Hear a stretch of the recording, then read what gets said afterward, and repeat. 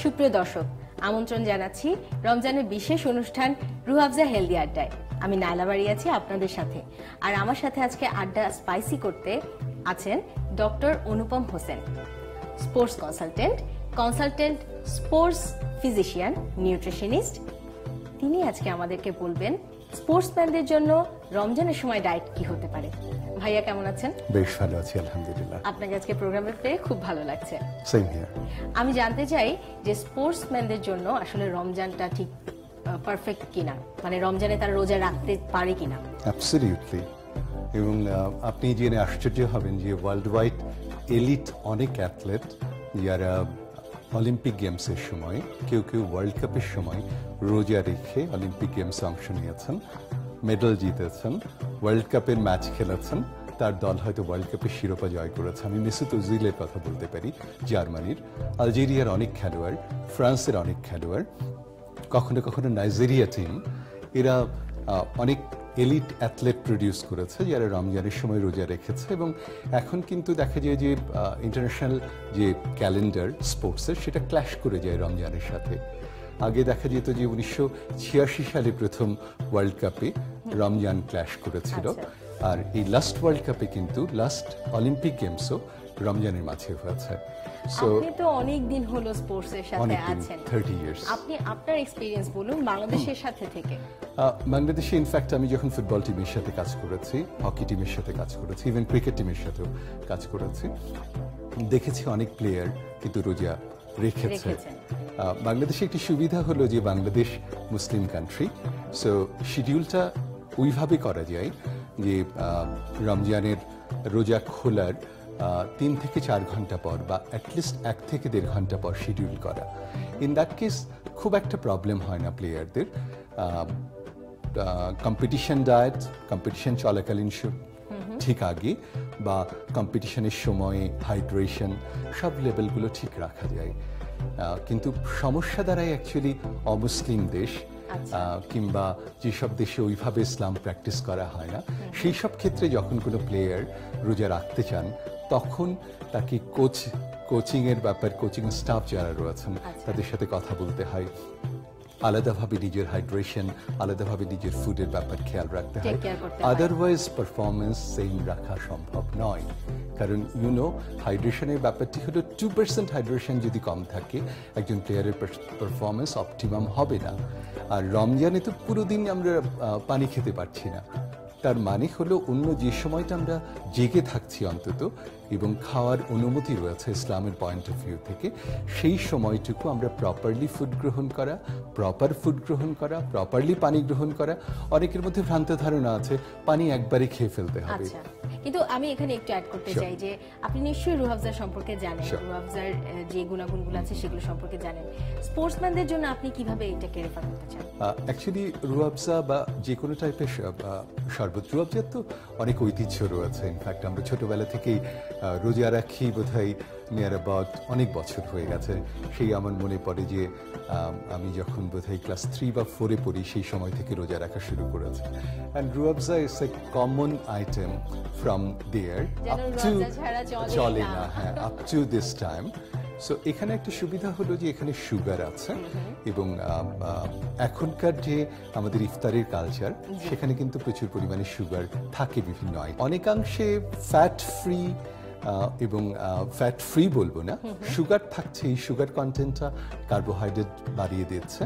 কার্বোহাইড্রেটের যে পরিমাণটা কমে যাচ্ছে রমজানে রোজা থাকার কারণে, সেটা যখন রুহ আফজা খাচ্ছে কেউ, সেটা কিছুটা হলেও পূরণ হচ্ছে। সো এই পয়েন্ট অফ ভিউ থেকে, নিউট্রিশনের পয়েন্ট অফ ভিউ থেকে, অ্যাটলিস্ট কার্বোহাইড্রেট কন্টেন্টটা অবশ্যই উপকারী, এবং সেই সাথে কিছু ফ্রুট কন্টেন্ট রয়েছে যেটা আমার মনে হয় যে হেল্প করে।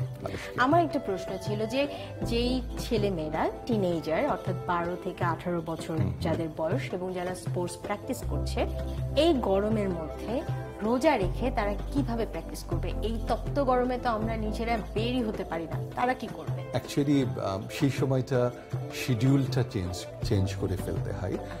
কোচের সাথে কথা বলে যদি টাইমিংটা ইফতারের পর 2 থেকে 3 ঘন্টা পর টাইমিংটা করা যায় তাহলে কিন্তু অনেক ভালো হয়। সারাদিনে প্র্যাকটিস না করা, অন্তত রোদ কিংবা সামার যখন, সেই সময়টা প্র্যাকটিস না করা। আপনি দেখবেন কাতার ফুটবল লিগ যেরকম হয়, বাংলাদেশেও ফুটবল লিগ যেটি হয়, ওরা রমজান টাইমে দিনের বেলা কোনো ম্যাচ রাখে না। তারা তাদের ম্যাচগুলি ইফতারের পরে আমরা থাকে। এই গল্পগুলো আরেকবার করব, মানে আরেকটু করব। আমাদের একটা রেসিপি তৈরি করতে হবে, কিচেনে যেতে হবে। চলুন তাহলে আমার সাথে কিচেনে। Let's go.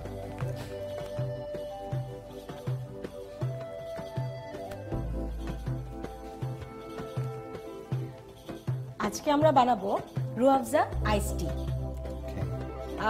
আইস টির ব্যাপারটা কিরকম, এখানে আছে র টি। বেসিক্যালি আমরা এই টিটা আগে বানিয়ে রেখে দিব, আগের রাতে ঠান্ডা করে রাখবো। ঠান্ডা করে রেখে প্রথমে এটা রুহ আফজা দিয়ে আসলে ব্লেন্ড করতে হবে। Okay. এবং আসলে রমজানের ইফতারের সময় অনেকেই কিন্তু চা খেতে চায়। হ্যাঁ, তাদের ইফতারের পরে জন্য চা না খেলে কিন্তু একদম অস্থির লাগে। গরম চায়ের পরিবর্তে একটু ঠান্ডা চা আমার মনে হয় বৈচিত্র্যই আনে তাদের। আর এখন কিন্তু আইস টির প্রচলন চলে Sure, এসেছে। sure. এখানে আমরা রুহ আফজা খুব বেশি দিব না, কারণ এতে কালো হয়ে যেতে পারে, আর তাতে আমাদের ফ্রুটস গুলো যখন যাবে সেটার কালার নষ্ট হয়ে যাবে। এখানে দেখছি মেইনলি সাইট্রাস ফ্রুট ফ্রুট দেওয়া হয়েছে, যেটা ভিটামিন সি সমৃদ্ধ, উপকারী করবে যারা রোজা থাকবে তাদের জন্য। এটা কি কি ধরনের উপকার করতে পারে? ডেফিনেটলি ভিটামিন সি তো অনেক ইম্প্যাক্ট রয়েছে। আয়রন অ্যাবসর্পশনের ক্ষেত্রে ভূমিকা রাখতে পারি ভিটামিন সি। ত্বকের ক্ষেত্রে ইম্প্যাক্ট রয়েছে, রোগ প্রতিরোধ ক্ষমতা বাড়ানোর ক্ষেত্রে, এবং অ্যান্টি এজিং। এখন যেরকম সবাই অ্যান্টি এজিং নিয়ে পাগল হয়ে যায়। এবং সেই সাথে আমরা আপেলকেও দেখছি, আপেলে কিন্তু কার্বোহাইড্রেট রয়েছে, যে কার্বোহাইড্রেট হেল্প করতে পারে। আমরা ভ্রান্ত ধারণা বশত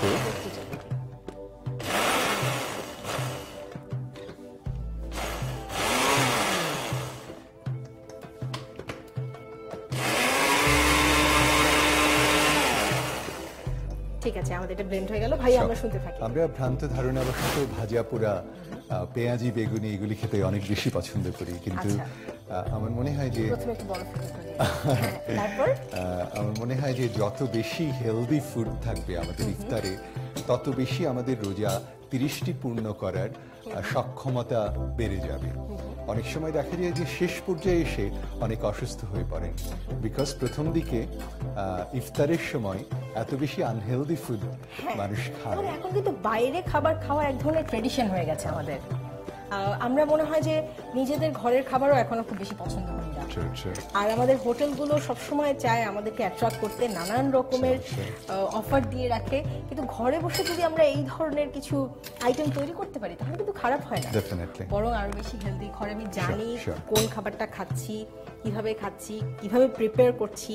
এবং পুরনো একটি প্রবাদ তো রয়েছে, the best way to go to heart is stomach. আমরা এখানে লেয়ারে লেয়ারে বরফ দিব, আর আমরা ফ্রুটস দিয়ে দিব। ফ্রুটস এর কালার গুলো চিন্তা করে তারপর দিলে দেখতেও সুন্দর লাগবে, এবং এটা খেতেও মজা লাগবে। এটা বোধহয় ফ্রিজে, হ্যাঁ, এরপরে আবার এটাকে ফ্রিজে রাখা হবে, তাতে সারা রাত ধরে রাখলে, সারা রাত কেউ যদি নাও রাখতে পারে, অ্যাটলিস্ট 4 ঘন্টা। 4 ঘন্টা রাখলে এইটার যে একটা ফ্লেভার এবং এটার ভেতরে যে নিউট্রিশন ভ্যালুগুলো আছে সেগুলো এসে আইস টিতে অ্যাড হবে।